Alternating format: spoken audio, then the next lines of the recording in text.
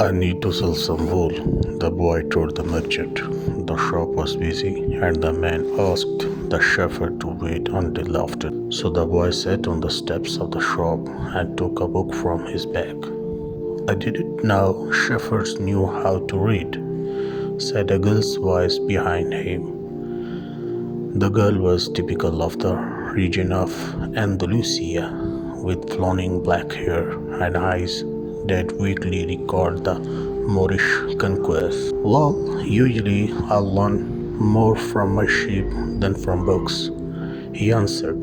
During the 2 hours that they talked, she told him she was the merchant's daughter and spoke of life in the village, where each day was like all the others. The shepherd told her of the Andalusian countryside and related the news from the other towns where he had stopped. It was a pleasant change from talking to his sheep. How did you learn to read? The girl asked at one point.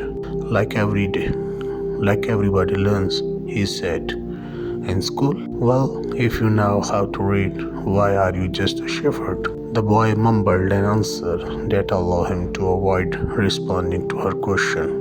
He was sure the girl would never understand. He went on telling stories about his travels, and her bright, Moorish eyes went wide with fear and surprise. As the time passed, the boy found himself wishing that the day would never end, that her father would stay busy and keep him waiting for 3 days. He recognized that he was feeling something he had never experienced before, the desire to live in one place forever. With the girl with the raven hair, his days would never be the same again.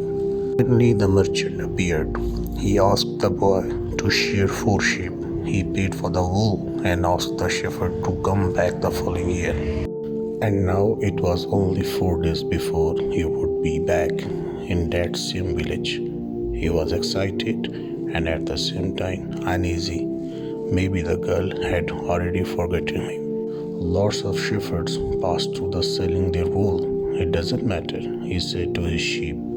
I know other girls in the other places. But in his heart, he knew what it did matter, and he knew that shepherds, like seamen and like traveling salesmen, always found a town where there was someone who could make them forget the joys of carefree wandering.